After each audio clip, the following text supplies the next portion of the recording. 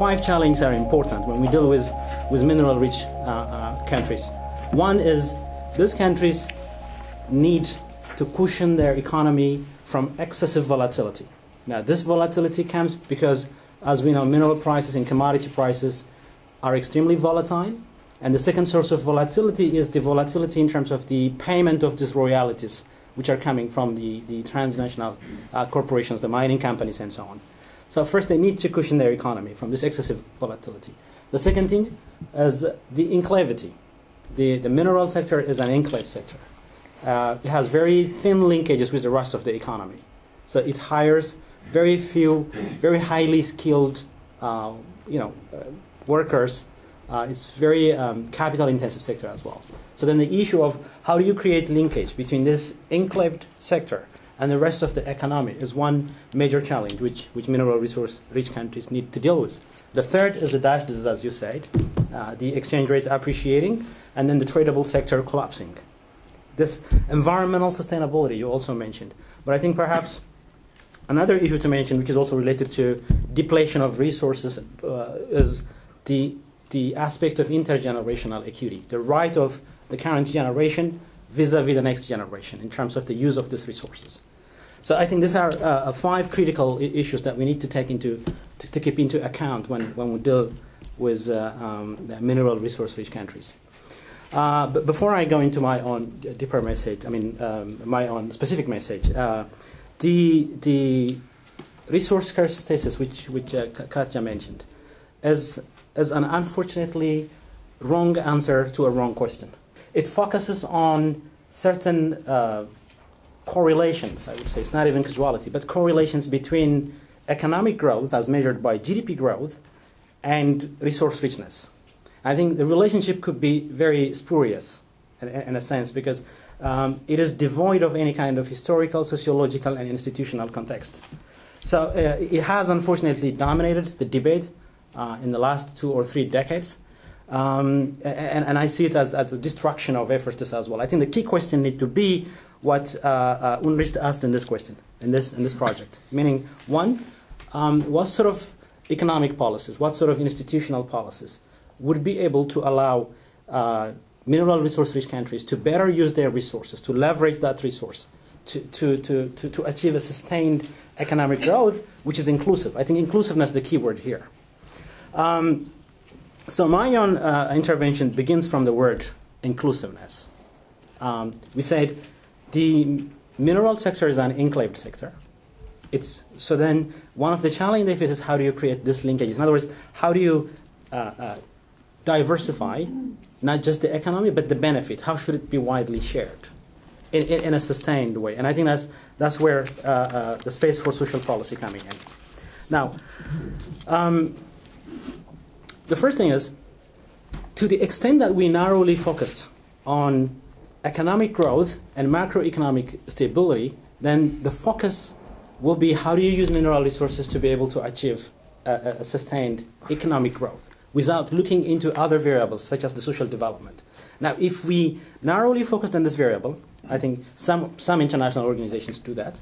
They focus on macroeconomic stability and economic growth as the major focus of economic policy management. Now, if that is our benchmark, if that is our yardstick, then we will nod approvingly for Botswana. We will say that is the way to go, because Botswana has remarkably achieved sustained economic growth, a very fast growth. It has also achieved a tremendous stability, macroeconomic stability by all measures in terms of its fiscal position, its reserves, its debt to GDP ratio. So by all standard measures, it has achieved a remarkable stability. But if you measure it from a social angle, why would a country which was one of the fastest growing economy for many decades, remarkably stable country, failed to create employment? About 30% of its 2 million population do not have employment. About 60% of its youth who are also educated with tertiary education are unemployed. And a bunch of them are actually out of the labor force, so we're not even calculating them as unemployed. Inequality is high. Life expectancy is falling, mostly because of HIV and AIDS-related problems. But to the extent that we focus on economic growth and macroeconomic stability, I think the management of mineral resources become once again misguided, because you can achieve GDP growth. It's very challenging, as it's seen in many resource-rich countries, because they fall trap of the dash disease problems, the overvaluation of their currency, and then the tradable sectors collapsing. So perhaps the benefit that comes from expanded exports in the mineral sector could be wiped off by collapse and shrinkage of other sectors. Now, we have seen this happening in many countries.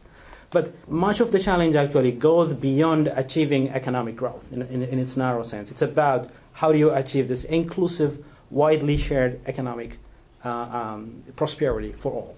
This is the challenge. So I think the issue of diversification in this sense need to be seen in two ways. One, you need to diversify, because it is when you diversify that many people can be engaged productively into the economy. So if you're just focusing on the mineral sector, as we said, it's enclaved, hires very few people. But if you move out and expand to other sectors which can absorb many people, then that's one way where you can assure inclusiveness. So I think the diversification issue should not be seen only as a way of diversifying your risk, but also as a way of expanding opportunity for inclusiveness, because it's the other sectors that will be able to absorb many people in a productive way.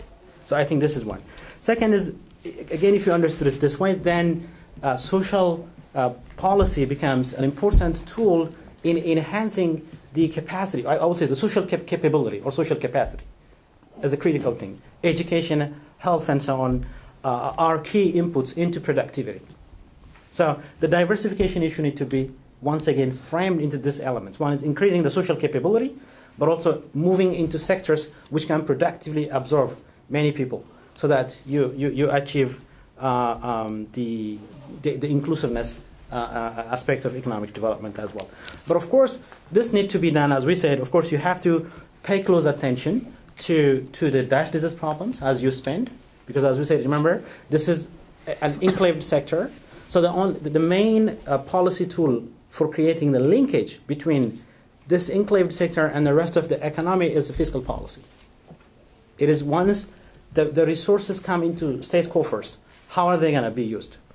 Now, many of the problems we know, for example, at the beginning of my intervention, I mentioned volatility as a critical issue. So, for example, if the government's spending closely traces the revenue, then of course spending becomes extremely volatile. Now, this creates a huge problem. So one thing you need to do is you have to focus on how to smooth expenditure.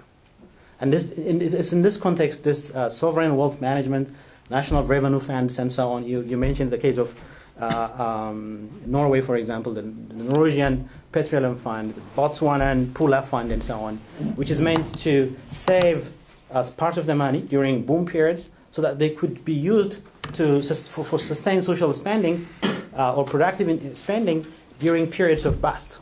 So this becomes very critical. You have to keep a close eye on the dash disease. That has to do with how you manage your exchange rate and so on. One thing which we observed in many mineral-rich countries is many of these investments were going to low return sectors as well, or low return investment endeavors. So I think another important thing is you have to look into the social and the social and economic benefit and cost of investment projects. So the social policy aspect is very, very critical, but you need to keep an eye on sustainability issues as well.